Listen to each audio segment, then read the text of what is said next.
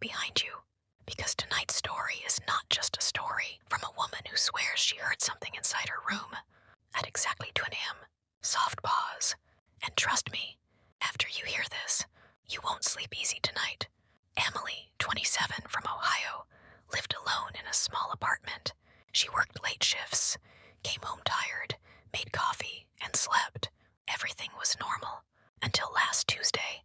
At 2 a.m., she woke up suddenly, not because of a dream, not because of a sound, but because she felt someone watching her.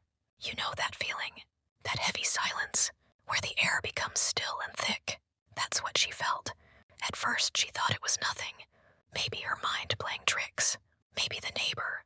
But then, she heard it, a soft whisper, coming from the corner of her room. Very soft, very slow, very close, like someone trying not to get caught. She sat up, held her breath, and listened. But the whisper stopped. Complete silence. The next night, she left her light on, put on headphones, and tried to sleep. But again, 2 a.m., she woke up, cold, shivering. The temperature in her room had dropped by almost 10 degrees. And this time, the whisper was louder. Not a voice she recognized, not a voice she could ignore. She opened her phone flashlight and pointed it to the corner, empty, silent, still. But the whisper didn't stop. Terrified, she opened her voice recorder and left her phone on the table. She tried to sleep again. Next morning, she checked the recording. At 2 a.m. sharp, her phone captured something chilling. First footsteps, slow, dragging, like someone walking with heavy legs.